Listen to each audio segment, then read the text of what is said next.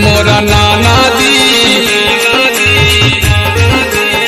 धरी लेल गई रतिया के हाथ नाना दी धरी लेल गई रतिया के हाथ। Presented by Ankush Music Bhojpuri। नाना दी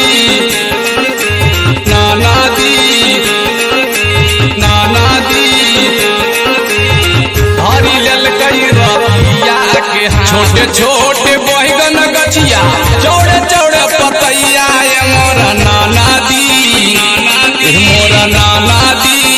गड़ी गेल अंगूरी में काट मोरा नाना दी गड़ी गेल अंगूरी में काट मोरा नाना दी गड़ी गेल अंगूरी में काट। पातरे बलमुआ हमर दर्द न बुझैए मोरा नाना दी धरी लेल गई रतिया के हाथ मोरा नाना दी धरी लेल गई रतिया के हाथ मोरा नाना दी धरी लेल गई रतिया के हाथ। नाना दी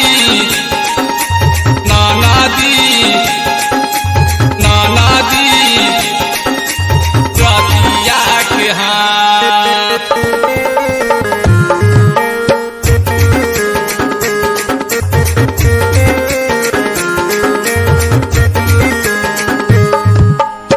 बैगना तोड़ी के हमें सब्जी बनलिए मोरा नाना दी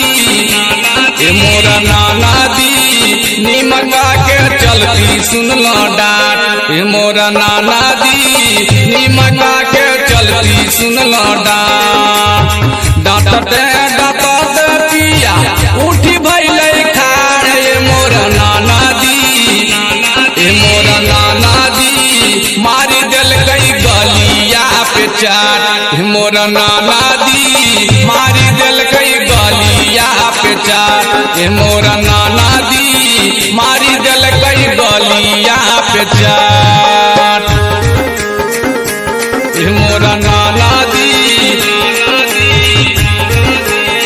धरी लेल गई रतिया के हाथ नाना दी धरी लेल गई रतिया के हाथ। Presented by Ankush Music Bhojpuri। नाना दी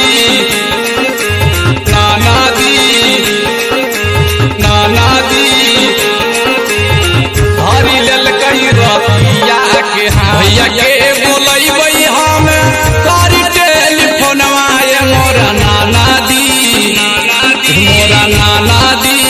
चली जैबै उना कार साथ मोरा नाना दी चली जैबै उना कार साथ।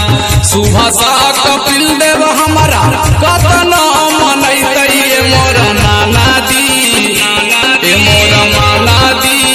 नाही मानबै उना कार बात मोरा नाना दी चली जैबै भैया जी के साथ मोरा नाना दी चली जैबै उना कार साथ मोरा नाना दी।